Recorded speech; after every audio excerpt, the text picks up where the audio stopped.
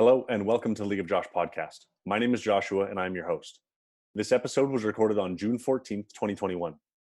I'm joined today by Daulton Sinoski. Daulton and I discussed the state of the educational system from the perspective of educators, what works, what doesn't, and how we could be better. We set off discussing his playing career as a professional in France, but were repeatedly drawn back to the educational system, as we both believe that it is something that must be addressed sooner than later. I hope that this is of value for you. Thanks for listening. Hey everyone, I'm sitting here today with Daulton Sinoski. Daulton Sinoski is alumni at the University of Saskatchewan, where he played for the men's volleyball, the Huskies, and he did his Bachelor of Ed degree. So now he's a full certified teacher. He's the kind of guy you want to leave your kids with. And he just finished his first season of professional volleyball playing in Nice, France. So today we're going to be talking about volleyball, community, culture, and hopefully a lot more. So we're going to dive in quick here with a little bit of an early life look at Daulton and where you came from, when you started playing volleyball, how you got into volleyball, what's been your trajectory. Oh God, I picked up volleyball around grade 5 or 6. It was just in phys ed, and then our elementary school system, they just did little small schools against each other. You play in this little badminton court with a little string across the net, and you only use the volley lights, those little tachikaras. Mm-hmm. I think I picked it up there, and then my introduction to club volleyball was around grade 8. Grade 8 is when we kind of in Saskatchewan pick up in about 14U. So started playing within Prince Albert Volleyball Club in 14U, and then progressed all the way through high school there, through 15U to 18U. We kind of segregated ourselves. We had this whole division of the public system and the Catholic system. So we had a whole club team full of guys I played high school with from our 15U to our 18U team. And then that went all the way through. We were 3-time provincial champions, and then went to nationals and didn't really do too much, or kind of got stomped by all the Alberta and BC teams. And then my provincial team trajectory, started playing provincial team around grade 10. I kind of had to give up lacrosse on the side there. I was a little disappointed, but I don't think I could play field lacrosse at 6'6", 6'7" without tearing out an ACL. So left my lacrosse stick on the sidelines and kept with volleyball, and was fortunate to play through 17U and 18U, and got even luckier to go play Western Canada Summer Games that summer before settling on playing at the University of Saskatchewan. I wonder if we ever would have run into each other on the lacrosse field. That'd be interesting to go back and check out. What made you decide volleyball over lacrosse? I just felt volleyball was something I snowballed at. I just kind of kept getting better and better and better as I touched the ball. And then I think lacrosse just became so unfeasible. If you wanted to keep playing and go to bigger recruitment tournaments in the States, you would have to go to Calgary or play at a club of Calgary or Edmonton. It just became not feasible for my family or myself. And I just didn't see many big 6'5", 6'6" guys playing lacrosse. As most of those football guys that were about 6'3", 6'4", 220. So taking a look at my body type, I don't think I was best suited for it. And what was you said that you started to snowball in volleyball, and what was that like for you? How did you learn how to learn in volleyball? Well, I think it just was an aha moment. I remember hitting my growth spurt in high school after grade 9. I shot up from 5'9" to 6'4", so I had a nice little 7-8 inch growth spurt. So it kind of was that self-actualization of, holy crap, I can jump a little higher now, I can hit the ball a little harder. And then I was really lucky to have a really good high school coach and club coach. It was Jeff Court. So he really kind of made me focus in on volleyball, and he would tell me, go watch film, go watch these guys on YouTube. And then I would get called out of class and we would video our practices. So he'd call me out of class, I'd get dispatched down to the office, and the mid-ladies at the office would be like, all right, Jeff wants you in his office. I'm like, all right. So I come in and he'd be like, all right, you're not in shit. We're just here to watch some volleyball. I was like, all right, this is cool. I can skip class for this. So I think I just kind of became a volley geek like most guys. I mean, you could ask my university teammates, I kind of geek out about the game. So I think it just became that quest for knowledge and quest for skill development if I wanted to go play at a really high level. What was your decision into teaching? Did you know that you wanted to be a teacher from a young age, or? I think I wanted to start teaching around high school. I did a little bit of volunteer work. Like my mom taught in a dev ed classroom before I went to high school, before she moved to the elementary system. So I would always go volunteer with her students. And I always thought it was a unique opportunity to be in the classroom and just kind of give back to a community that's given so much to me. And then I come from a whole family of teachers. My one auntie is a math consultant and PA. My other auntie is a principal, and my mom's a teacher as well. So I think I was a little bit somewhat pushed into it, but I think once I realized I wanted to do it and got that first year of university under my belt, I just kind of fell in love with it even more. With your mom being a teacher, it seems like you guys have a really cool relationship. I remember watching that documentary that they did on you, and she was a big part of that. And so how is your relationship with her guided you? I think with my mom, we're so close already. She's my rock, and I just pick her brain about everything education, whether it be like educational philosophies or any forms of like diagnostic testing. But she's done it all. She's done in the high school system. She's done in the elementary system. She can teach in French and English. So I kind of geek out in that aspect. But, and as I say with my auntie's a master's of education. So those are the two women I really relied on to kind of form my educational pedagogy. And then just from there, it's always been constant feedback of what works, what doesn't work, how do we engage students, how do we get authentic engagement from home, from parents to students. So I think it's just a really unique and diverse relationship I have with the two of them. And I'm able to just bounce ideas off of them and just try to learn as much as I can. I think as especially with teachers, we always say we're lifelong learners. So I think that's the one thing I'm just always working to strive toward. How do you work through educational philosophy? So how is that something that you discuss? As a broader topic? Because I understand that there are lots of different ways to engage different students, and different students need different things, but how do you start to explore that, and how do you transfer knowledge between people as to get the best out of people?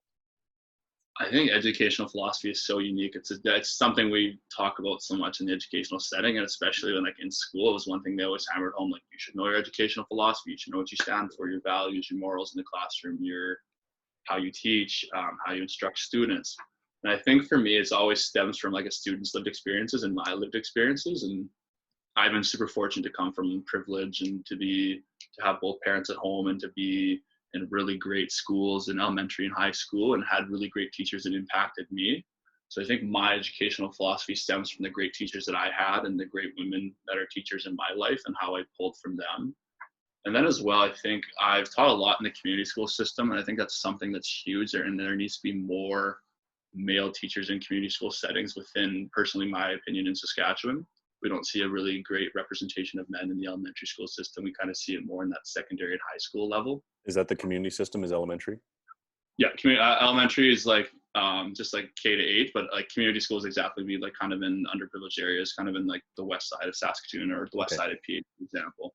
Right. So I think in those areas where maybe income is not as high or students may not have a positive middle model home, that's something I really focus on. Is if I, as a substitute right now, stepping into a school setting, is kind of being that positive, soft, gentle male that's in their life, and just kind of like pump air into a kid's tires and pull from their experiences. And something we've always talked about is like, we really never know what a student carries in their invisible backpack. So the kids could be coming from home and might not have had breakfast, or maybe didn't get a good sleep, or could be sleeping on a couch, could have their whole family in one house. We never really know those experiences. So school might be that safe place for them. So I think for me, providing that safe haven in the classroom, whether it's just like with a, hey, good morning, I'm really happy you're here, if a student comes in late, and just always proving to be that like soft, gentle, caring, compassionate person. So I think that goes a long way as a student, because they can look back on that lived experience and say, hey, like Mr. Sinoski really treated me good. This is how I should probably try to treat my friends now. How does that impact you in seeing community schools or schools in less developed areas with potential economic hardships? And how do you address that within yourself? For example, when I was in Denmark, I was teaching at a school that we had the lowest socioeconomic classes, the highest divorce rate amongst kids. We had everything going against us. And it was something really difficult to see was, number one, the kids that didn't have behavioral issues, and they were essentially at the mercy of the kids that did have behavioral issues, because some kids wanted to learn and some kids were very prone to making noise. And so it was frustrating, because you obviously want to instill the values in kids that can let them learn, because once they learn, then they start to it's just so cool when kids start to learn and they start to love learning, and it's so fun to watch. But something that I found difficult was being empathetic towards the kids that were being noisy and had behavioral issues, because it's something that you want is to provide a learning experience for the kids that want to be there, while also understanding that it's not necessarily the fault of the kids that are experiencing behavioral issues. A lot of them are coming from single parent homes, or they're being raised by their grandparents and they're of low income and all of these other things. So what is it like to step into those communities coming from your background, and then what's the impact on you? I think that's so unique how we can see the parallels. I think especially with your experience in Denmark, and then especially mine in Saskatchewan, is like it's the exact same thing. You have it's all like I think with the behavioral issue side of it, like some schools are very fortunate to have the mercy of like really good funding. I mean, our system, obviously during the pandemic, the school systems, our funding isn't great right now. But if you're fortunate to have like an educational associate in the classroom that gets that opportunity to work one-on-one with a kid, it's so helpful. But now I think with those kids that have those behavioral issues, is you try to be empathetic, but it's super hard as a teacher, and you can really look back on your experiences when you were a student. I think that's one thing I've always tried to revert back to, is like, okay, when I was in grade 5, I was pretty immature. I was pretty goofy. I would like blurt out or fidget, and my teacher would make me like write dictionary definitions out of a page. Like that was my punishment. So like I think that's such a stark reality of how education has changed so much, where like we used to discipline that behavior, but now with that behavior, it's like, how do we help the student be successful? Like, especially with having funding and having an EA or something, it's like, does a student have an IEP, which is like an individualized education plan? How are they meeting curriculum goals, or are they meeting just other social skills goals? Like, can they hang out with friends at recess? Can they hold a conversation? And then I think with those kids, it's just being soft and being on their level and just trying to continue to nurture that relationship, and just not really putting them on a pedestal or not really isolating them, but just treating them like one of their peers in the classroom. You don't want to give this kid like, oh, the student has an exceptionality, let's treat them different. And we see in the students are really, I love this generation of students now because they're super accepting and they're super helpful. I think that's one thing that's changed so much. And I love that these kids can just take them out. I remember I was teaching at a school here in the city, and there's a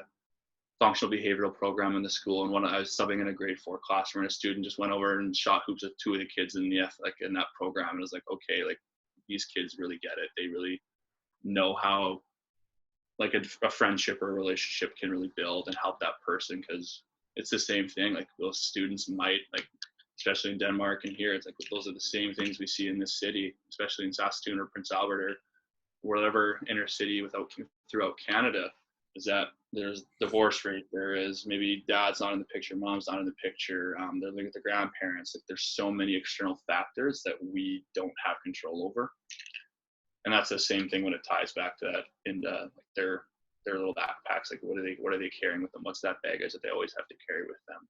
Mm-hmm. You make a really interesting point about not enabling kids to be,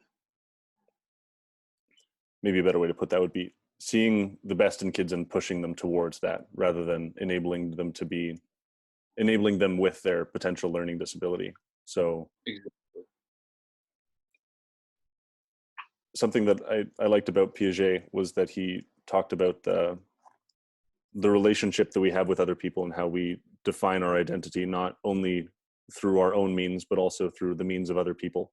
So I can come to you and say that I'm this person, but then you can also look at me and say that I'm a different person, and we kind of come into the middle there. And the way that I act influences the way that you see me, and the way that you treat me influences the way that I act. So there's this relationship that we have where I'm not necessarily the person that I say I am, but you and I acting together are going to find the person that I am.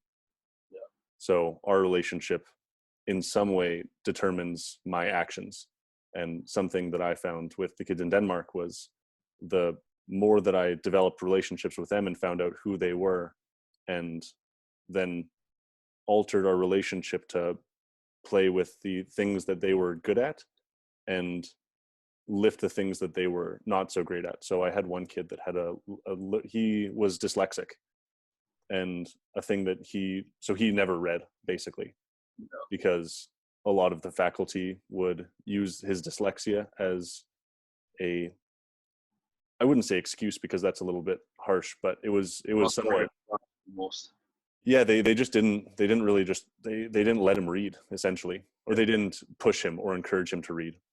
Yeah. And I think that his dyslexia was far more mild than what was diagnosed, because after we worked together for about 2 weeks, essentially what happened was I was a teacher's assistant, and then about 3 days after I got there, the teacher that I was TAing for quit, and so I had to teach English to a bunch of Danish kids that didn't speak English. So they were like grade 6 and 7, barely getting into English. So some of them knew a little bit, but a lot of them knew very little. So I ended up having to teach these kids English without actually speaking Danish. So there were lots of language barriers. But one thing that I really harped on was just the willingness to try new things. And that's what I did with this kid, was just sat him down and read with him in English consistently.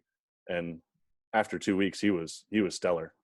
I'm amazed that there's not more research going into educational programs to understand how to efficiently teach kids things in shorter periods of time. It seems as though our education system landed on something that kind of worked for a little while and then said, well, this is good enough.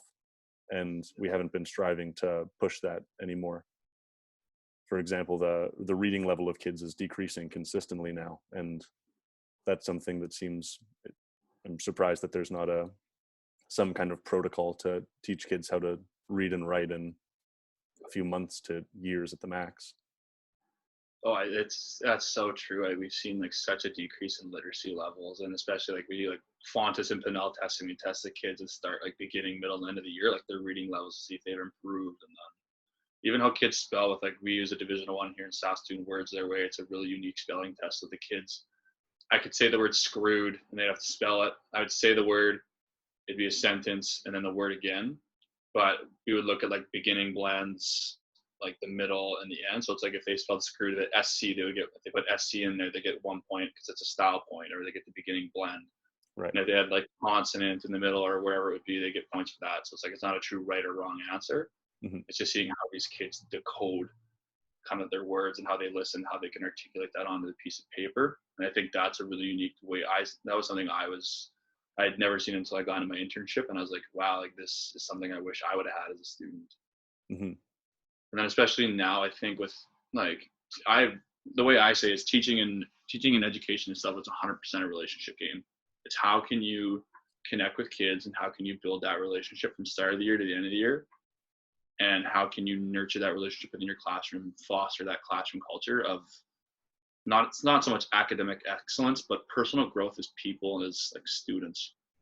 I always think of just encompassing the whole student and tying it back to like our educational goals in Saskatchewan is like, we want to like build engaged citizens, we want to build lifelong learners, and we want to build a sense of self, community, and place. Those are the three things we always talk about, whether we like unit plan or whether we lesson plan. It's just the whole entity of education. I think that's one thing I'm always looking for whenever I'm teaching kids. How am I making this kid a lifelong learner? How am I making this kid recognize where they're from, where they're going, and then just like that sense of like building those relationships with their peers, the like admin staff in the building, so helping them just become overall better people. And I think like that's the thing. I just think it's 100% relationship. If you can't connect with a student and you can't hook and engage your students, then it's like it's lost. You can drill the practice and anything into a kid, they won't understand it. But it's like if you can find ways to relate it to a student and just find ways to make it unique and exciting, they get hooked and they get that aha moment where they want to learn.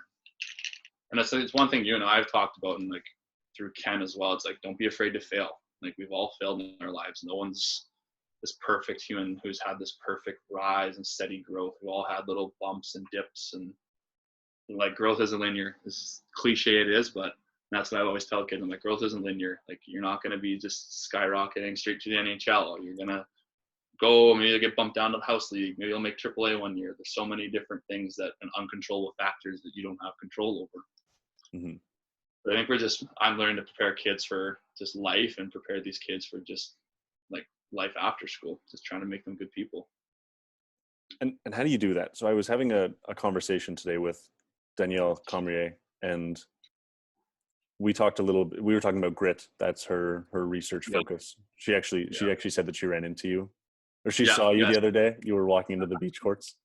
Yeah, I haven't seen Danielle. Well, that's the first time I've seen her since I left. Like, because she was doing grit stuff with us before we left, and a couple of us older guys were like, "Oh, maybe this is BS. Maybe it's not." But like, it's the stuff you and I have talked about before. Like, this has been drilled into us forever.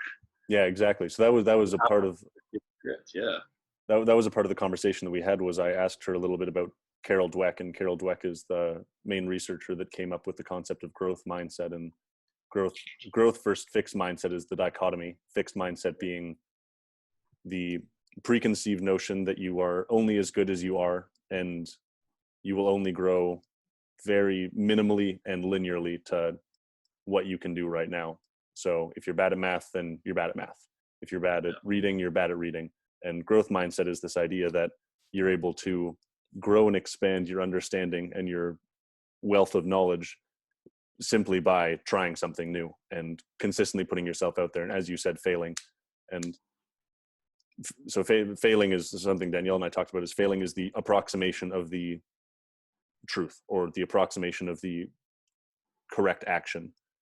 And every time you fail, you get a little bit closer to being right, or you get a little bit closer to succeeding.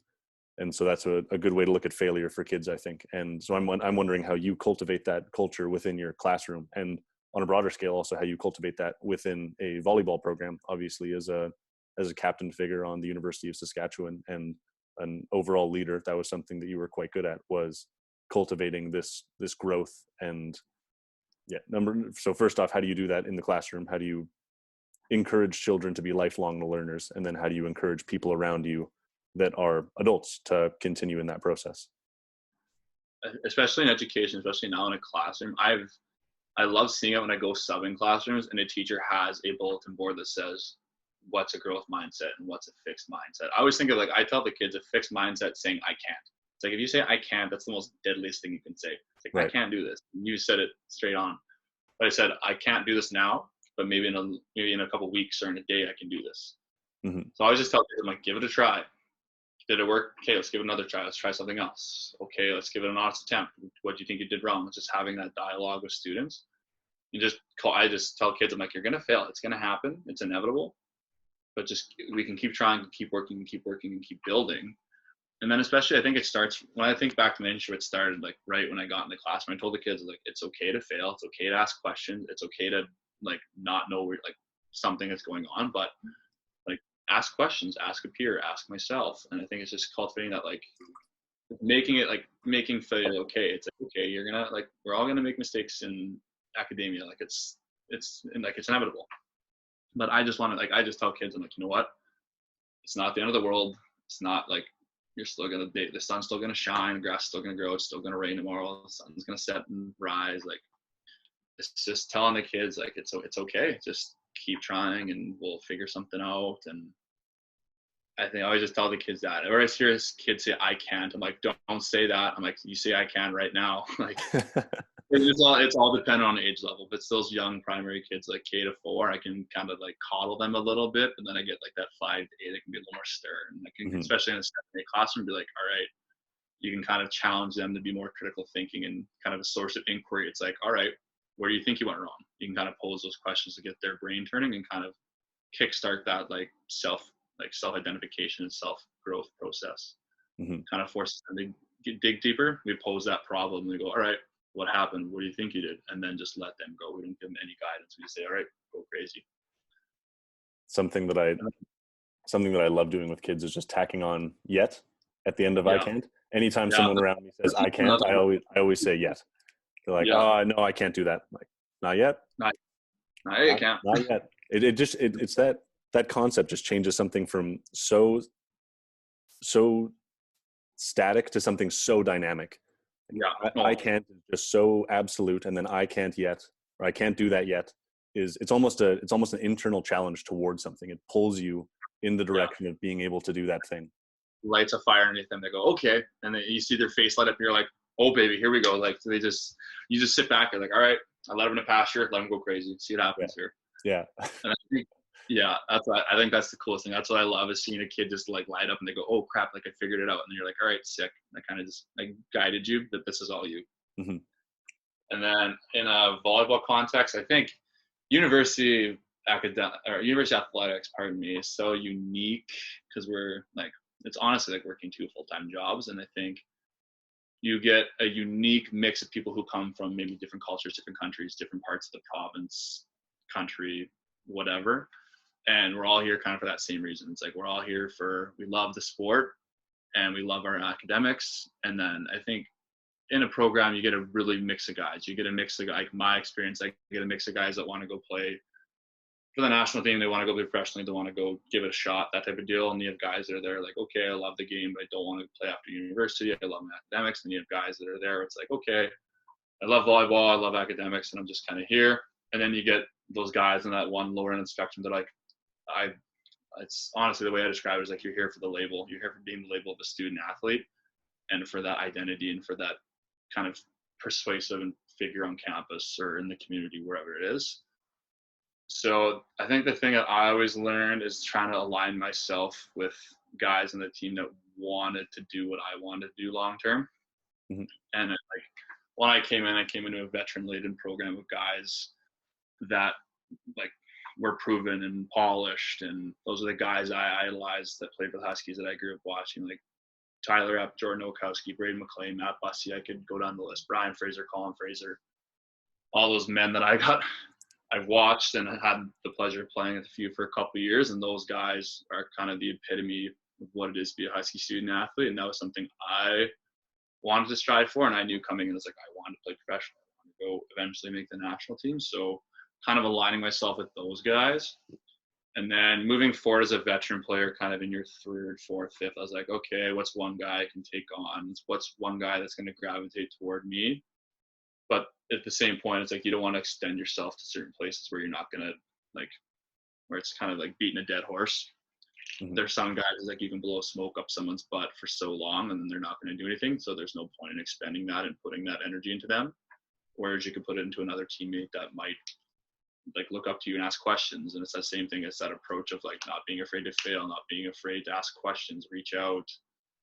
I think those things are so intertwined.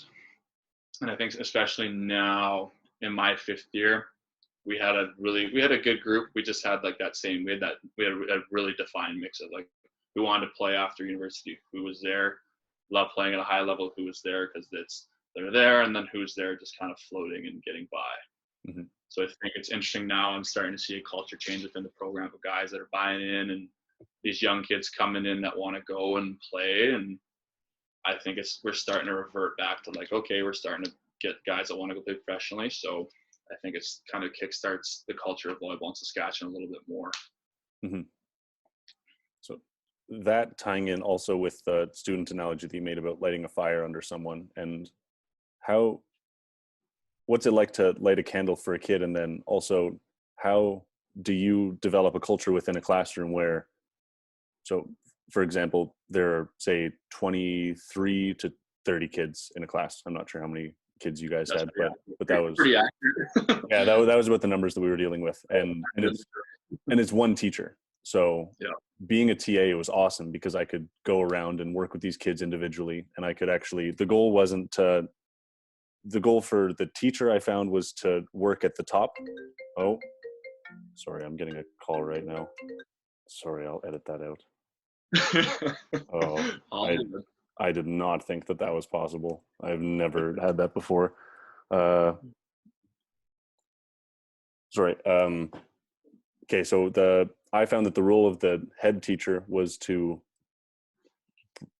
teach the entire class, hoping that the kids at the top would improve. And then the role of the TA, my role, was to go to the bottom of the list and attempt to bring up the kids that were having behavioral issues or they were struggling with a certain concept. And so my goal was to light that fire of being enthused about learning for the kids that were experiencing difficulty with that. And so as a singular teacher, how do you manage a classroom? I think that's so true in like teaching. We see like, all right, we're going to instruct the ones that want to be here and the ones that are maybe like below grade level. If they have EA support, they have EA support. and that they'll help them get by, they'll meet their curricular goals. And then my thing, I think I always thought, what about those kids in the middle? What about those kids that are like kind of in like they're meeting or they're not, like they're meeting or not fully exceeding grade level? So I always think about those kids that want to learn. They're kind of like little helpers too. Sometimes it's like, all right, we're going to do partner work. Who would want to work with such and such? So it's building that relationship with students. And then once that student maybe sees a student who's like excelling in math, for example, they work with someone who's maybe just meeting grade level. They get that little spark and they go, okay, like maybe we're doing improper fractions, and that kid shows the kid how to do it.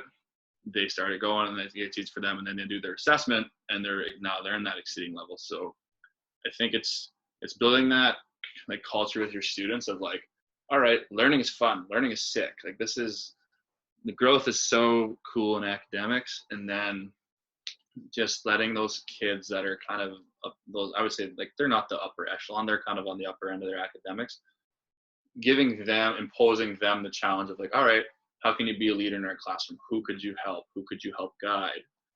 And then those other students who may not be or not yet meeting grade level, it's pairing them together. Maybe as an example, you might do math, like you might adapt and do math groups. So like doing a diagnostic test at the start of the year, seeing who's at what level, pairing kids that are at the higher level together, pairing the kids in the middle, the other level, and then the lower level. And then if you're fortunate to have other teachers that are released doing math, they can go in smaller groups, and then they get that extra instruction time. So I think it's learning to be adaptive, I think, is one thing, especially with that. That's a thing now in education. We have so many kids in the classroom, and we do not have enough resources or funding to help these kids meet their academic needs. It's interesting that you talk about the diversifying the groups within the classroom. That's something that Richard Tremblay talks about. He is a researcher into antisocial behavior amongst children, and something that he found would work would be taking an antisocial kid as young as you can find them, basically, or else they get to a point where it's really difficult to turn it around. But you take a kid that's exhibiting antisocial behavior and you put them into a group full of the best kids that you can find, essentially. And similar is what we were talking about earlier with us finding what my identity is based on your perception of me as well as my perception of myself. We find that middle ground. And so by having the greatest group of kids around that one kid actually starts to develop more in the direction of those kids. So it's an immediate influence, or not, maybe not immediate, but it's an influence from those kids that surround them. And that pulls them towards the socialized kids, essentially. Like these kids are socializing this antisocial kid. It's super cool. It's very interesting. It's honestly, it's like your approach of your environment and some of your experiences. Like it's exactly what it is. You put a kid in that environment, things are going to change. They're going to adapt and be like, all right, I can kind of come out of my shell a little more. I get a little more confidence. I get a little more extrinsic. They develop. And it's really interesting to see that development of a kid who is like, you started the year might be really shy, and then come November, it's like, all right, this kid's high energy, they're working, they're doing all this stuff. So that's the thing. And when you get I think that's gonna be interesting when I come into a full-time teaching job from September till June. It's like, how much are these kids gonna grow in character? How much are they gonna grow in academics? How much are they gonna grow as people? Like, it's gonna be so interesting to see kids just like blossom. Mm-hmm. What's that like for you emotionally? One sec, I gotta let my dogs out. They're about to lose their minds so that I don't have to cut this out of the video as well. What's it like for you to see that growth? Because I know that that's lots of friends that I have that are teachers describe it as just such a rewarding experience to be able to watch kids develop in that way. And that was something that I found as well, was actually cultivating those relationships with the kids was far more rewarding as well as exhausting than anything I could have imagined. And it's the same with you come home some days, you're like, I'm bagged, I need a coffee or I need a nap or I'm going to lose my crap. Mm-hmm. Like they take the energy out of you, but it's so fulfilling and rewarding to see them. Like that's the reason why we do it, honestly, as teachers, is we want to help these kids just grow into it, like just become more well-rounded citizens in their community. Like that's the thing I'm always striving for with my future students. I'm hoping is that they're going to just be good people. They're going to be empathetic. They're going to be compassionate. They're going to find a love for learning in whatever field they choose to go into. And then I think that's the thing. We always, like, us as former students of university, high school, and elementary, it's like we always think back. Oh, such and such was my favorite teacher because we did this. He or she really cared about me. So I think that's the thing. I always kind of relate to it. I'm teaching is like, all right, what's gonna be their perception of me once they're 2, 3, 4 years removed from my classroom? I have them in grade 4, maybe now they're in grade 8. Are they still gonna come down the hallway and say, hey, Mr. S, like, how's your day? Like, that's what it is. What do you think are moves that could be made as to improve the quality of education, not only for the students, but as the teachers? And so I'll run this down a little bit, but while I was in Denmark, it was consistent coffee room talk with the limited Danish that I did have with me to talk about Finland and the Finland education program, because every teacher in Finland, regardless of the age or the grade that they're teaching in, is required to have a master's degree.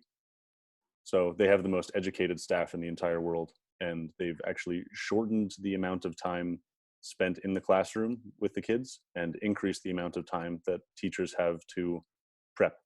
So I think it's about 50-50. So they have 4 hours of prep per day where they're paid to prep, and 4 hours of teaching per day, which in North America, that is not the case. You are expected to teach for your entirety at school unless you have a spare or some block that's designed for prep, and the rest of the time you're teaching, and you're expected to do the rest of your work outside of the classroom. So I think teachers are one of the highest burnout professions that exist. Yeah. Well, yeah, burnout as a teacher is so inevitable. Even like subbing, it's like you come home, you're gassed. Like you're supposed to, like that's the thing. It's like you could have had a crap sleep. You could have had a bad day the day before. You could have, there's so many external things you don't control, but it's like you got to get up and be in the building at 8:40 and force a smile on your face, because it's like kids have good bullshit meters. That's what I say. If you're having a crap day or you're faking it, they'll call you on your BS. Be like, what's wrong with you today? Like, you seem off. Like, kids have no mercy. Mm-hmm. And I think, especially now in education, like that prep time we have is so needed, and I don't think we have enough of it. Like, I was pretty like, when I was in my internship, I had one 50-minute prep a day. So like 50 minutes, it's like, okay, when you're interning, it seems like a lot. You're like, all right, I get 50 minutes to like let off the gas, get tomorrow ready. But it's like you put that into like, as a full-time teacher, it's like, all right, you got to tweak your year plan, you got to tweak your week plan, you got to do all these changes, and it's like you don't even get time to check your phone or take a drink or go to the bathroom. It's like, all right, crap, I burned 50 minutes just trying to get tomorrow ready. Mm-hmm.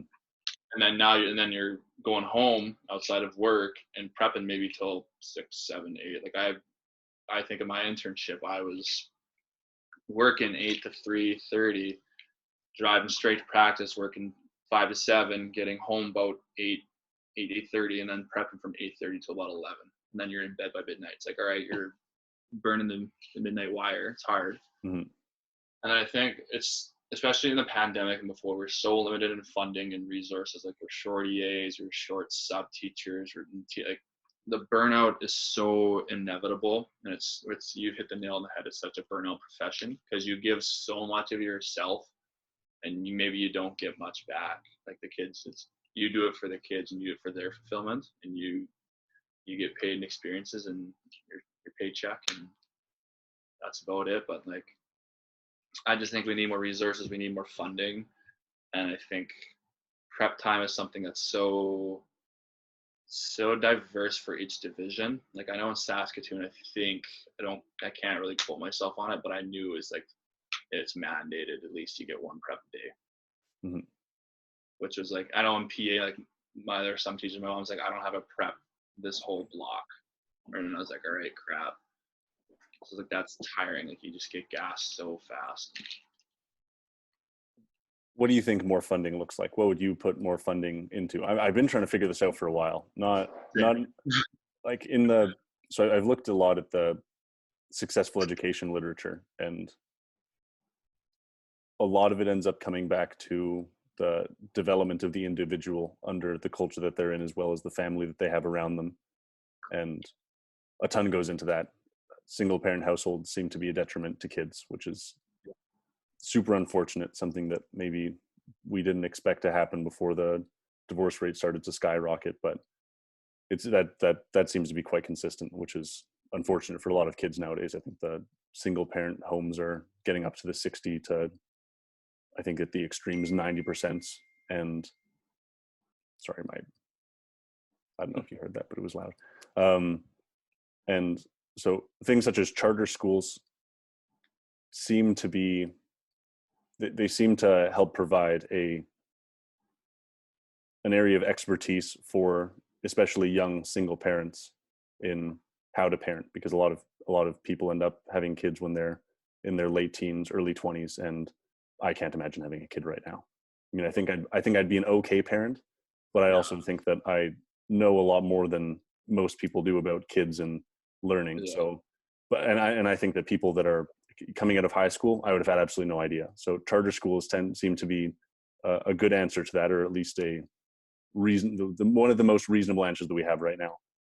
And obviously that's a private school, and so it's something that I'm trying to figure out as to whether public school is a good thing or private schools are good things, where funding should be going, whether parents should be able to choose which school their kids go to, whether whether kids should have to go to the school within their immediate area. I'm not sure. I love an inside perspective as to what you think. I think that funding thing is such a myth. I mean, with our us getting the budget, I was reading our email from the division. I think it said that SPSD, Saskatoon Public, was $8 million in the hole, just because of the pandemic. And I was like, wow, I was like, that's crazy. And then with the Saskatchewan government slashing the budget as well. So I think it's such a myth. And I think as a young teacher, I'm still kind of learning, all right, where does money go in education? What can I learn about it? And then I think there needs to be more funding within testing and getting kids testing in school, especially at early age, getting that testing for maybe autism spectrum or any other academic exceptionalities within students. I think that's something that needs to be there needs to be so much funding in that, because if we can get the funding for the testing, we can get the funding for the educational support for these students to have success in the classroom. And I think that's something that is really struggling in Saskatchewan and what I've seen. And then especially now, I think there's such a stigma around testing a student. It's all right, let's test, we want to test this student for autism spectrum. And they go, oh, no. And they'll pull the kid from that school and go to a different school. Mm-hmm. Okay. Why does that happen? I think it's just a stigma. It's I don't think parents, I can't generalize, but it's parents don't want that stigma of, oh, my child has a learning exceptionality.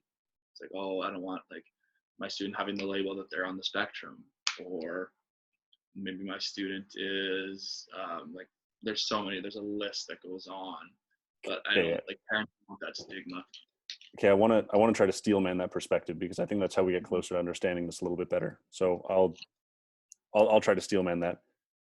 Okay. By telling a kid that they have something or are something, that can create a feedback loop of self-fulfilling prophecy, where exactly.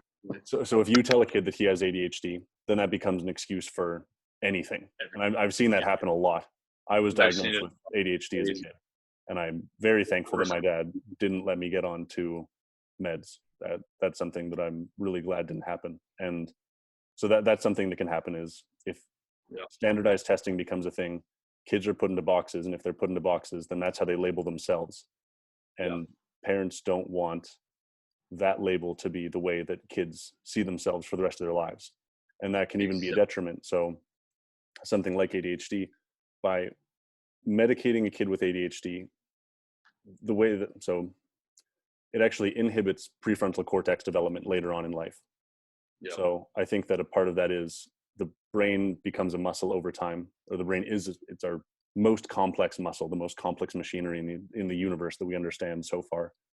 That we don't understand at all, but it's the most complex thing that we don't understand. And what happens over time is, if you are forced into doing something, then that's going to end up building neural connections around that activity. So if there's a drug that gets introduced that gives kids the ability to focus on one thing at a time, because I think that's what Ritalin and a lot of the treatments for ADHD, that's what they're poised to do, is to allow kids to focus. So what happens when kids are able to focus under that substance is they no longer are under the stress to develop that naturally. And then they become not addicted, but it becomes a necessity to have that substance. It becomes a dependent. Right, exactly. That's the word I'm looking for. Yeah. So that's my steel man of that perspective. I like that. Yeah, that's so true. I mean, that's the kid. Like it's a thing we talked about earlier. It becomes a crutch. We're like, oh, and that kid's like, oh, I can't do this because of my ADD. I can't do this because of my ADHD. Yeah. But I think that's the biggest thing as well is like, we as teachers are the only ones that know that. I think that other students don't know that. Nobody else knows that. It's just us and the parent and our team's person who is in charge of testing within the school. Does the child get informed? It's one thing I do not know. Okay. But yeah. But I think the biggest thing is if we can get that testing and get the funding for the testing, we can have that kid just get like maybe EA support or maybe the use of a hokey stool. It's like those little rocking chairs with those kids, or like those little rocking stools, or even like a different desk. Like just ways we can adapt and modify so the student can have academic success. But I think as well as kids nowadays, I've seen them in teaching are just so empathetic and caring, and like it's such a change. And from when I was in school, like people were dicks. Like I went to school with some dicks. We were dicks as kids. It's just like, oh, this person's doing this. They're talking out loud. They're blurting. Oh, this person has a fidget toy. And now it's like every kid has a fidget toy. Someone has a fidget spinner. A lot of my kids have hokey stools. A lot of my kids have little like those hip TheraBands used to warm up, tied around the bottom of the desk just to play with their feet, something to help them regulate. Like I think that's this thing now. It's like kids and education is so adaptive and changing. Is that we're so adaptive to these new practices to help these kids regulate and be successful in the classroom as with their peers and like all these other facets of their life.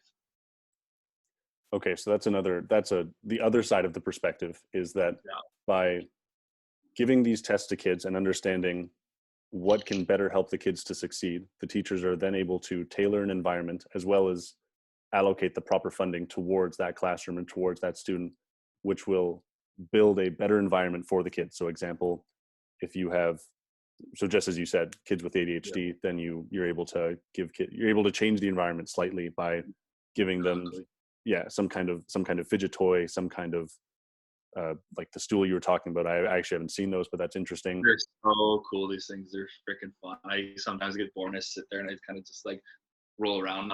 I'll have to send you a picture of it. They're sweet. Yeah. But that's very interesting because then you can also tailor. I think what would help with kids is, especially young boys, have a really difficult time sitting still.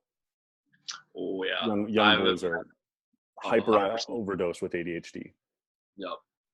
And so I think that being able to give kids an environment where they're able to run around. There's a cool study that looked at the brains of rats, and the 3 categories of rats were rats raised in isolation, rats raised in an environment with socialization and toys within a controlled environment, and then wild rats.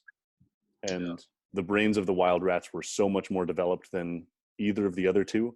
And even the brain of the rat that was in an environment where it could play and socialize was far more developed than the rat that was isolated. So each step, the rat's brain was far more developed. And so I think that's a potential clue as to how we could be looking at the long-term success of children, and kind of how I was talking earlier about how we haven't been testing different learning or different teaching methods for kids. You would take 6 different schools and run 60 different experiments with different classes by cohort, by age, by year, and over time find the best way to deal with certain kids with their different ailments or the way that they test, and finding what works best for ADHD kids, what works best for autistic kids. And you could just run these huge experiments, and in 10 years, it would actually probably be, would it be 13 years because kindergarten to grade 12, then you could understand this intervention worked the best. Now we're going to standardize this. Whereas, as I said earlier, we've kind of landed on, well, this worked well enough for now, so now this is our go-to. It's almost archaic. It's like, oh, this is how Dad did it. This is how Grandpa did it. Worked out well so far. Yeah. It's exactly the way I think about it. But I think even too, like just giving three different methods. You could even do it in the sense of like, all right, I'm going to give 3 different teachers the same science experiment. I'm going to give them no instruction. I'm going to give them just the materials. How are they going to plan it? How are they going to instruct it? How are they going to make this engaging for the students? Go. Mm-hmm. And just see how 3 different teachers instruct and how 3 different levels of academic success are in the classroom. This teacher might be lethargic and just simple drill and practice. This one teacher might get really hands-on and allow the kids to maybe work in alternate spaces, maybe take the experiment outside, just use just alternative learning environments. And then one teacher might be just like doing different things, putting kids in different groups, and then like just really effectively using the space around them. So I think that's something, and especially in education, like I think like you said, like kids that like boys, especially young age, they need to move. I was 100% that kid. It's like I could not sit still to save my life. Proud, like I did the diagnostic testing for ADHD. Like my parents, like we've done the test on him. Like he's fine. Like he's just a grade 5 boy. He needs to move. Mm-hmm. And then that's the thing. It's like biggest thing now, especially now in education, we see is body breaks. It's like, all right, kids, I've talked to you for 2 hours. Let's go outside for a 20-minute body break. We're gonna go on the playground, go freaking nuts, burn out your energy, get it all out of you, and then we'll come back. We'll ease back into instruction. We'll go. And that's something I found that they started preaching on. Like my mom did as a teacher. I've watched it and I saw other teachers do it and I saw it in their lesson plans. And then, especially when I was learning in university, it was like, this is something they really hammered home. And it's something I found that's super effective for both genders and especially in the classroom. And like these kids love it. They're like, oh, sick, we get body break between this period. And they just go out and they go nuts. I'm not even gonna play a game. I'm gonna let you guys just go absolute like ape shit, go nuts. And then they come back and they're like dialed in. I'm like, all right, sick. I'm gonna sit here, give you instruction, and they just knock it out of the park. Mm-hmm. So it sounds like you experiment with your kids. Do you know if other teachers are doing that? Because I think that's something that's interesting that teachers could do outside of the status quo of education, and especially public education, is consistently doing experiments with their kids and being self-analytical and self-critical and saying, okay, I did this with this group and I'm going to do this with this group and see which one works. And obviously you need controls and you need large sample sizes to actually be able to pull results, because I had a class that was awesome. I gave them a lecture on the hero's journey and how to fail and how we fail at something and that's how we get better and all these other things. And they just sat there, absorbed everything. And then I had another class that was talking all the time and they were consistently interrupting. And so obviously you needed big sample size to run a actual experiment that would be generalizable to the public. But for you, it sounds like you run your own experiments. And so how do you get into that? And you go. Oh my goodness, that's such a good topic. That's the biggest thing in education. The biggest thing they hammer on you in university is like, you have to be reflective in your practice. Like you just can't do the same thing over and over and over and over again. It's like, all right, it might have worked for one group, it might not work for a different group. So I think that's the biggest thing. And every day, like I'll look at when I sub, I'll make notes. I'm like, all right, this class was super chatty. This group was really good. They did this. And then that's the biggest thing I find with every day when I come home. I was in a regular teaching class, but it's like, all right, what did I do well today with instruction? Am I talking too long in instruction? Am I giving too many instructions? Did they really grasp this concept? So it's like, that's the biggest thing, is being reflective in your practice. I think that's one thing as a teacher, you're always in your own head and you're in your own thoughts. You're like, all right, am I doing this right? Am I giving enough? Like it becomes such like mental warfare with yourself. You're like, all right, like I really hope they get this concept. I'm going to give them one more period to get this done. And it's so interesting. And I think that's something like I'm always trying to like integrate or like retool or just figure out what works with what groups. Like grade 8s, I can be a little stern. It can be a little like be kind of a hard ass and get on them. And then like grade 4s and 5s, I'm a little bit softer, but I can kind of joke with them. And then you put me in a kindergarten classroom and it's like, I'm a full out teddy bear. I'm on their level. I'm crouching past 90 degrees at this little kindergarten table talking to these kids. Like it's going, yes, great job. Like it's so different per grade. And I think it's so funny. And you're so like, it's almost like you're Harvey Two-Face from Batman. You're like, you have so many different personalities. That's the way I think about it. Right. Yeah. But that's what it comes down to, is how can you be reflective and how can you adapt? Because kids will catch on. They're like, all right, Mr. S always does holes as his novel study. I'm gonna slip you my novel study essay from last year. Or like, all right, Mr. always does government in grade 4, and you're gonna do student votes. So here's the crap you did last year. So like you can, and then you see it's like, all right, they love student vote. Let's keep that. All right, they hated holes. What's a different book I can use? Like, and it comes down to your year plan. You'll look at your year plan at the end of the year. It's like, all right, they love this, they hated this. What am I gonna do for next year? What grade am I gonna teach? Now we go. Mm-hmm. So it's super. Do you ever use the kids explicitly to let them hold a mirror up to you? So I know that takes a lot of humility, but actually asking students, that's something that I developed in Denmark, was we had this big system between us where it wasn't totalitarian, where it was my rule is the law, but I had to negotiate with them, especially the class that was much more ill-behaved. I knew that I stepped in initially and was super hard ass, because I find that works, to show them that you have authority and that you have some kind of power. In my experience, it was very fake power, because my authority was predicated on being a TA that did not speak Danish, and I had no idea what disciplinary action I was actually allowed to take. So it was like, things are going to be bad if you guys don't listen. And then over time, I opened up more and took more of their feedback and kind of tailored the class towards them. So if we had a really good period, then I'd give them a positive reinforcement. I'd say, if we're really good and we work for 45 minutes, I'm going to give you guys 15 minutes and we're going to go outside. Yeah.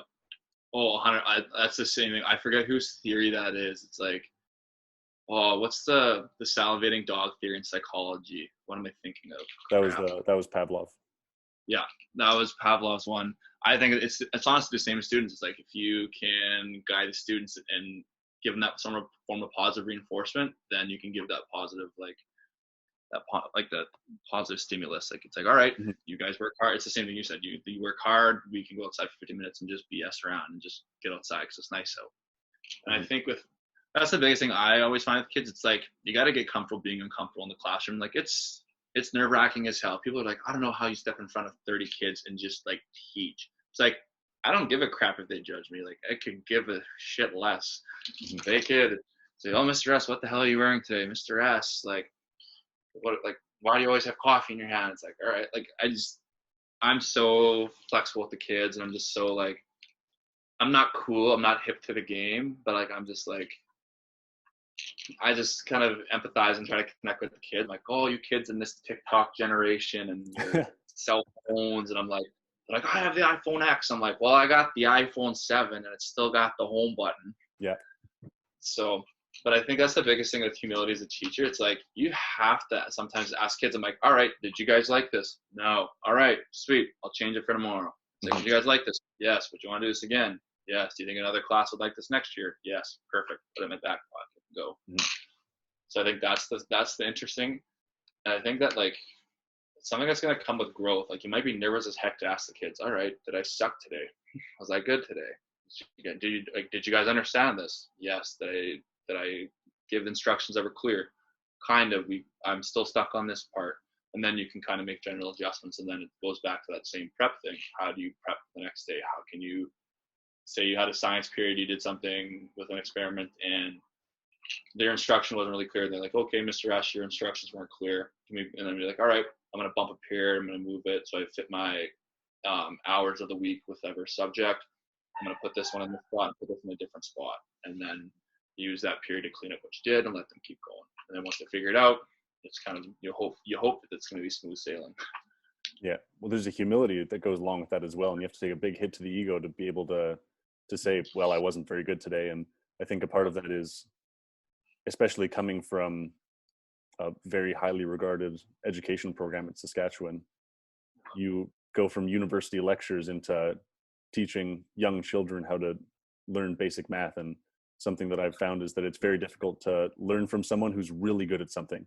The best teachers that I had, I think, underperformed throughout high school into university, because it was apparent to me how much they knew about how to learn and the things that people would find difficult. And the teachers that were really, I think, naturally gifted were, they would just breeze through things, and they would kind of look around occasionally and ask, like, you guys get this, right? And people are like, Yeah, sure, totally, man. Yeah. So I think And it that's like takes a lot to be able to. Sorry, you go. so that's so true. The kids would be like, they're so hesitant, like, all right, like I think I get it. And you just gotta say, all right, tell me straight. Do you get it? Yes or no? Hmm. That's so true. Like I definitely think that's such a true theory. Like I think as a student, like I struggled a bunch. I was like, oh, I struggled in math. I struggled in physics 30. Hmm. And maybe I was really good at English. I was really good at social studies, and like university had to bust my butt. And I think that's the thing. It's like when you learn to work hard in those primary years, you think of students now. It's like, all right, they have to work this hard, maybe just twice as hard as I had to. Hmm. So it's cultivating that environment of like, we're gonna grow together. I'm gonna give you ample time to do your work. Like homework is not a punishment. Yeah. So that's the one thing kids are like, I gotta get it done because I don't want to have homework and I want to go home and play 4 hours of Fortnite. It's like, all right, take it home. I'll give you a day. Like, we'll be flexible. And that's the thing. Kids are like, I don't want homework. I want to get it done. I don't care if it's like 50%. I don't care if it's incomplete. I don't care if I leave 4 questions blank. And we're working to change kids' brains of like, all right, I'm gonna take my time. I'm gonna do it right. I'm gonna ask questions. I'm gonna ask a friend. I'm gonna ask my parents. I'm gonna ask whoever my caregiver is at home, and then come back the next day and work through it again. Right. That probably goes alongside your philosophy of learning to learn and learning to be a lifelong learner. So how do you encourage learning outside of the classroom environment? I think the biggest push I've seen now is like a lot of like technology. Like all the teachers use the Google Classroom is what I've seen so far. Is And what's that? like all right, we're doing this English assignment on Google Docs. Submit it to me by this date. So the kids have like a Chromebook at school or the school laptops, and they do their assignment on there. So it's like, all right, they did it. I can see it. I can go home on my home computer and mark it and do whatever. And then I think that like even just like communication with parents, like it was an app my mom used, was Class Dojo. It's like I give it so the parent, like, you're not getting text from parents because that's just super weird and that's just not professional. Mm-hmm. So it's like you give these parents this like code, and then they get the app, they put the code in. So it's like I can send announcements to the class like, all right, we're gonna have a field trip this day, and all the parents will get it. Or it's like if a parent wants to talk to me, they can message on that app. So that's a really good way of engaging home to the school. And I think that technology push now, especially now during the pandemic when schools are forced to go remote, I think we're really starting to see like a technological push of like kids doing a lot of stuff on Google Classroom. That's what I've seen here in Saskatchewan. How do you deal with parents?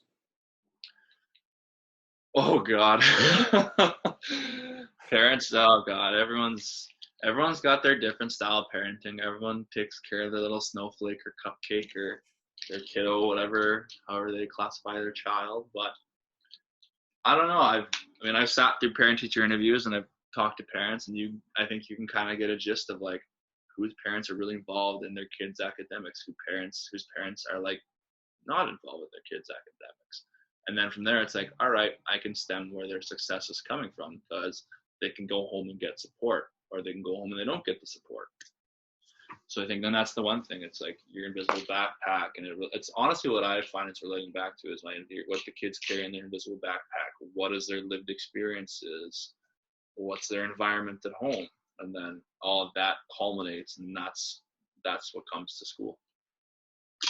Does that influence how you interact with the kids? There was one day where that same dyslexic kid, he was getting bullied and he got hurt, and I had to walk him home, and he lived quite close, so it was convenient enough. And so amazing that they can still do that in Denmark. I mean, here that would just be such a huge red flag. But But all right, yeah, yeah, it's it's definitely the erosion of student-teacher relationships, which is unfortunate. But I digress. So I walked this kid home, and then I met his mom, and she was just a single mom, and she thanked me, and we talked for a little bit. And after that interaction with his mom, I loved the kid before, but after that, I spent so much time with that kid because I just saw such a light in him, and we work together super hard on reading, and I'm wondering if you have a similar experience from parent-teacher interviews and being able to meet kids and develop a whole new level of empathy for them. Oh yeah, 100%. That's so true. Like you get some parents, you're like, I really like this parent. Like they're really good to their kid. Like you can see that they're getting support, or okay, they're not getting the support. So you kind of love on that kid a little bit more. Mm-hmm. But I think like that's the thing. Like those parents too, they're like, oh, like our son really enjoys being in or our son or our daughter really enjoys being in your class. Like they talk about every day the fun stuff you guys are doing. So like it's a little bit rewarding in that aspect. But I think that's the biggest thing we're working towards in this educational setting, is really building that connection of like school to home.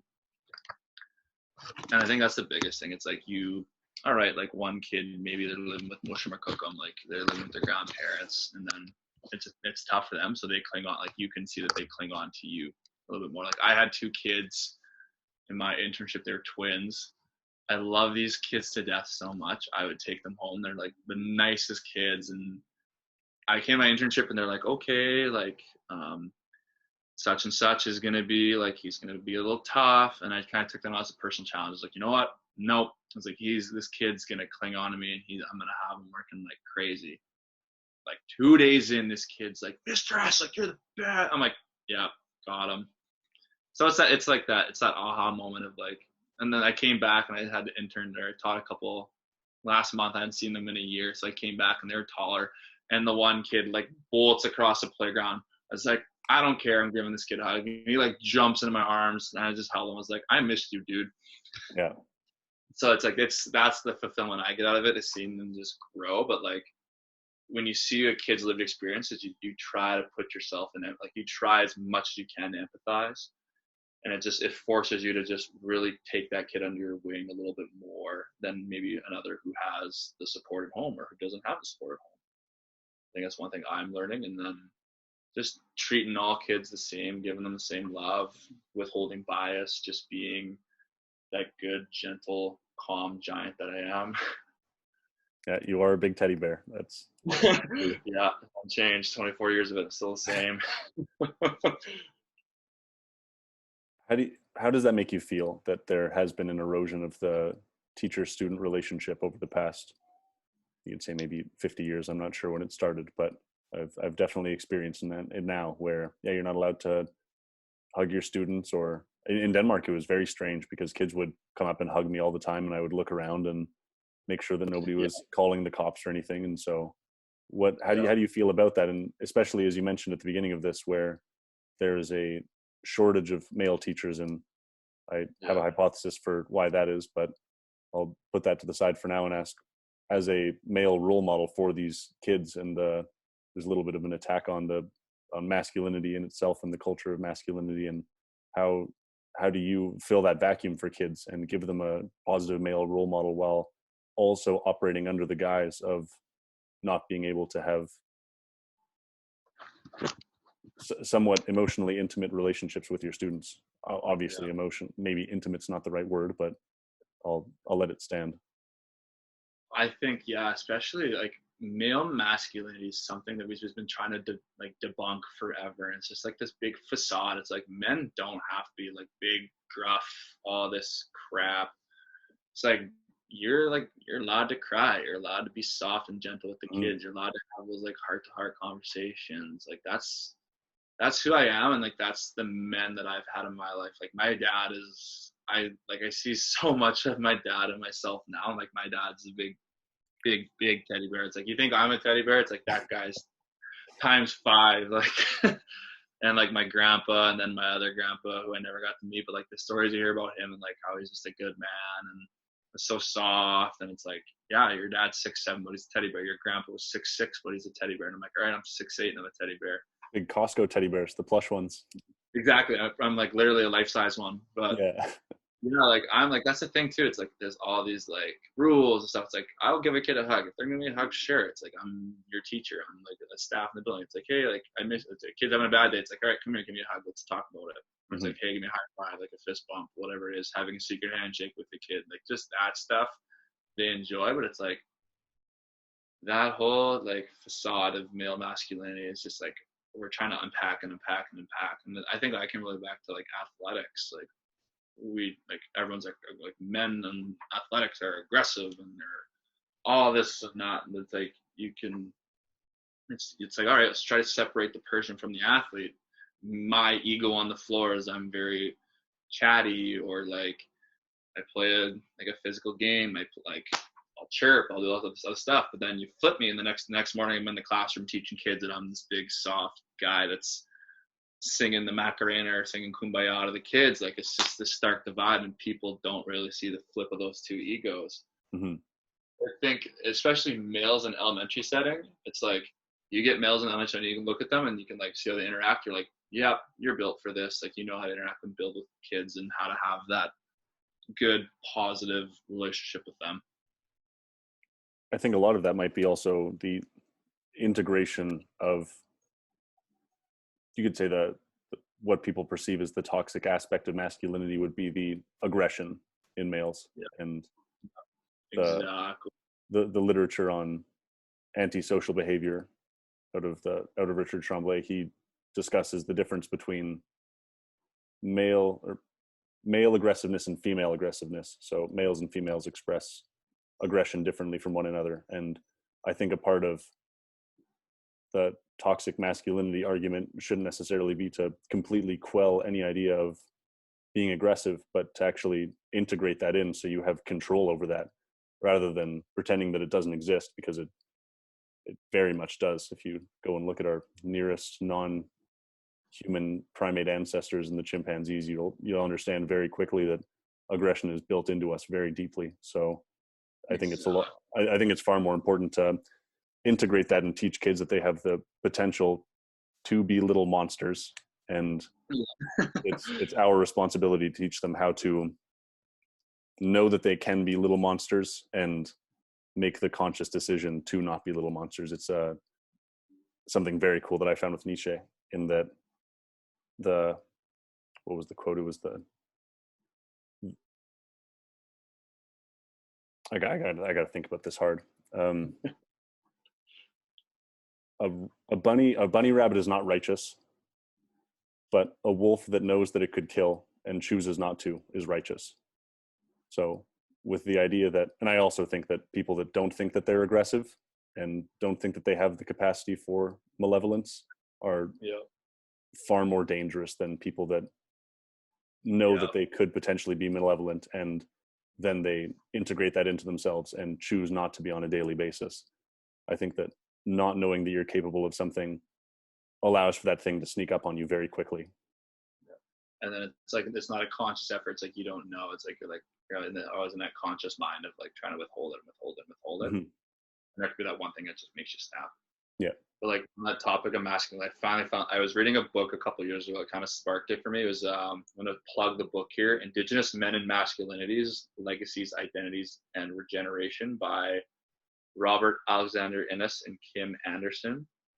Mm-hmm. Is that it right? Yes. It was a book I read a couple years ago. I saw it on like Amazon. I got it as a gift, and then I ended up using it for like a bunch of like university papers, and it just like really hooked like me, being Métis and kind of that Indigenous background of like, how can I be a better Indigenous role model in elementary settings for students? How can I debunk masculinity and all of these stereotypical archetypes that exist with being an Indigenous man in Saskatchewan, and all these national things that are going on in the world, and how to be just a better servant leader in the classroom for kids.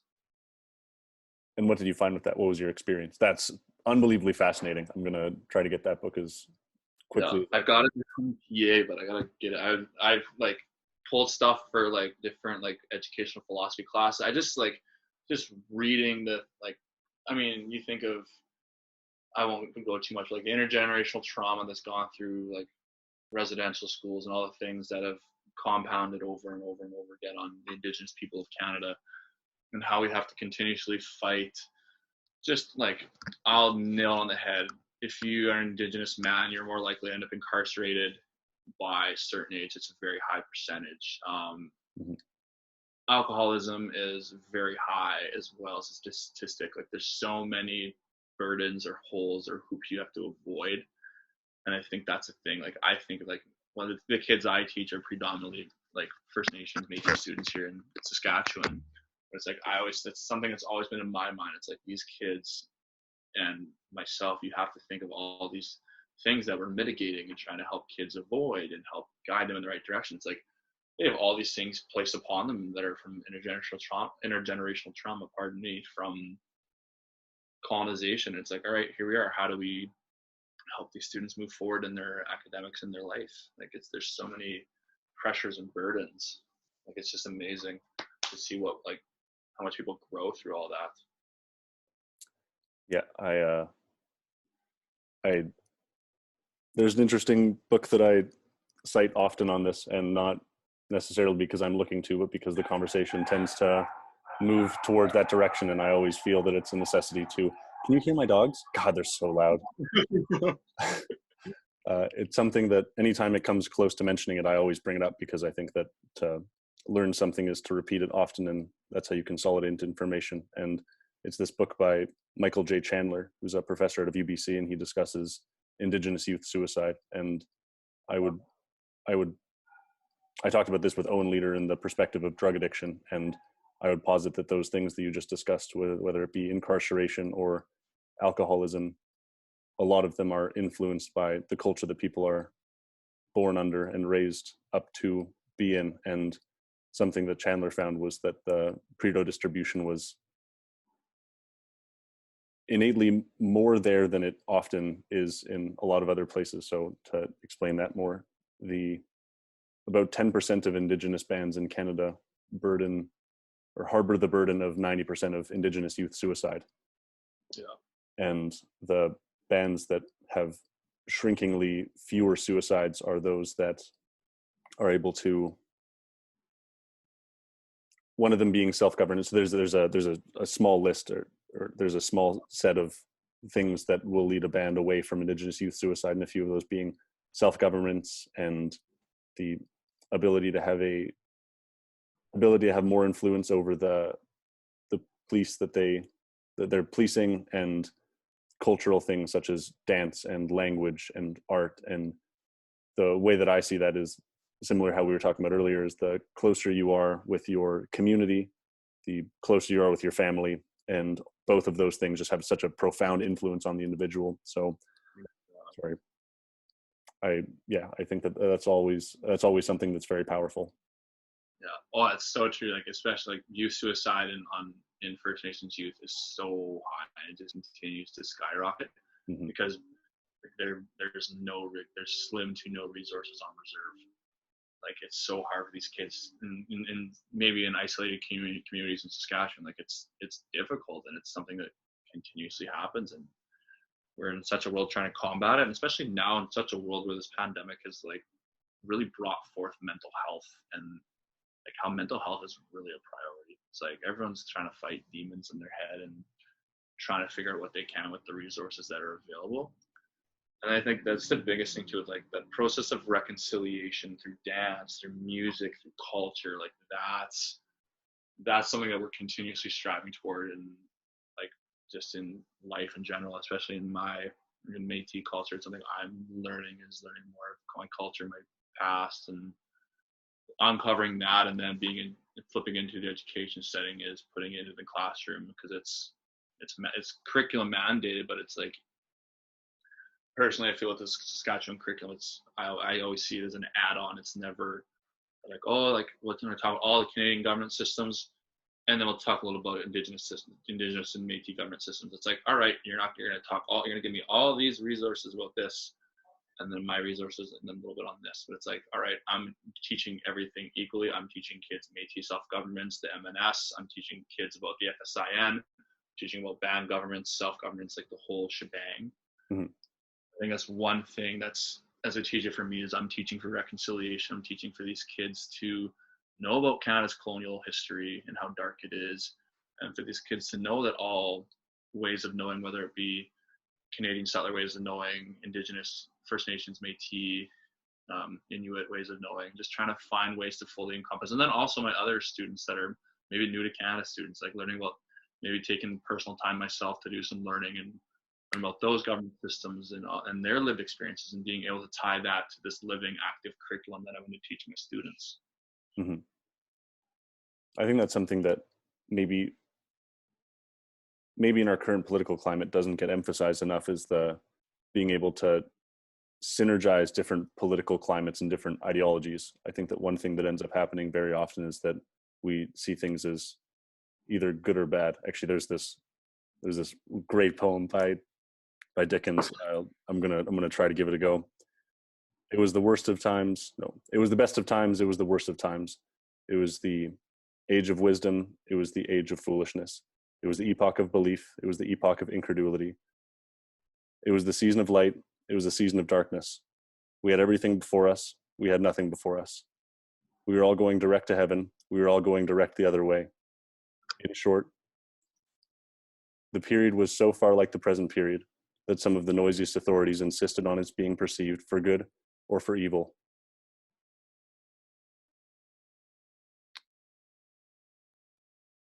In the degree of in the superlative degree of comparison only.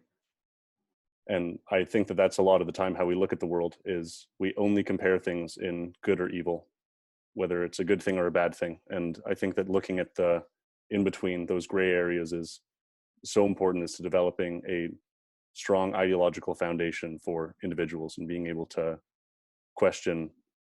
I mean, what one common example that I can think of is, or one current example that I can think of, is the cancellation of Canada Day in Victoria and a few other places. And I understand the atrocities that have happened in this country and the genocides that have taken place, and they're seemingly to become more apparent as the day goes by. But to look at those things and also appreciate the unbelievable opportunity that we have as Canadian citizens to better ourselves in the world, and being one of the most, like I said, I know that Canada is not the perfect place, but it's pretty high up there. And the people who end up here are, they've really drawn a lottery ticket in the context of the history of the earth and humanity as itself, and being one of the most fortunate human beings alive to live where we live in the way that we live. And so I think it's good to take the horrific things that have happened to us and also look at the privilege that each and every one of us have, and take those things and measure them against each other and with each other, and try to, as you said, understand them and combine them into one, and have that be a part of reconciliation. Exactly. It's just taking it's really unique to be able to take that opportunity, like take the onus on themselves and the opportunity to do the research and like to learn more about it, not just post about something on social media. Mm-hmm. I'm really impressed with seeing people want to learn more and want to advocate and want to just like be adaptive and just like recognize what's going on, and then find opportunities for growth and find opportunities to like just educate themselves, like to get schooled. Mm-hmm. So I think it's gonna be, I really can't wait to see people continue to grow and just learn more about reconciliation and the Black Lives Matter movement, and all these really good opportunities for people to step back, recognize their biases, and then recognize their position and how they can help and how they can just learn and just sit back and listen. Knowledge is power. Exactly. One thing that I want to touch on just before we end is your relationship with your brother, and the mentor-mentee relationship that I've watched develop over these past few years. I remember seeing them at lots of tournaments, and you guys just have a very loving relationship, and it's very cool to see. So I'd like for you to be able to comment on that. Oh God, the thing that blows my mind is him going off to university and now him heading off to Brandon next year. Part of me wants him in green and white, but I'm so excited for him.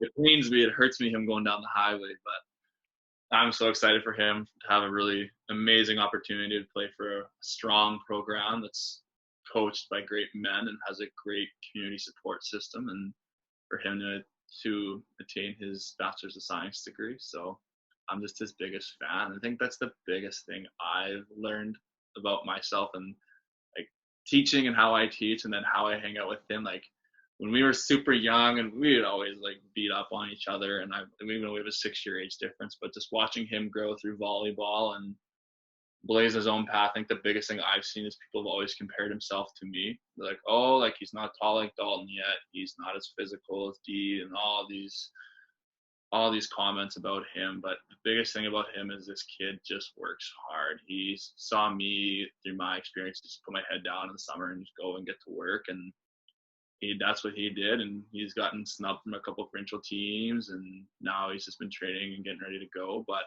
I think the growth I've seen in him, and especially now in high school, is his growth in confidence and the growth in his ability. And that's where I kind of I get a kick out of. I kind of get that I had my aha moment with him finally. We were playing men's league a couple nights ago here in Saskatoon. We were playing Gavin Schmidt and Gavin Little, so two guys that have been on the pro scene. They've both done some volleyball, and they're obviously going to serve the 18-year-old kid on the court.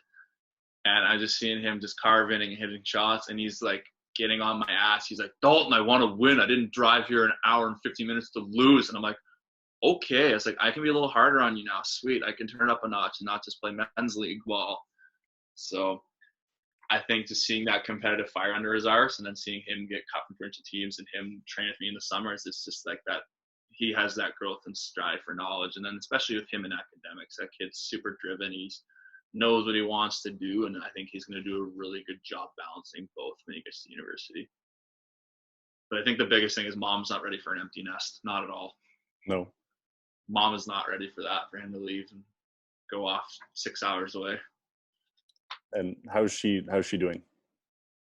She's doing good. I think she's starting to unpack it that he's graduating next week. So we'll see how it goes. But I think she's excited to watch him go out there and see what unfolds and how he's going to blaze his path with volleyball.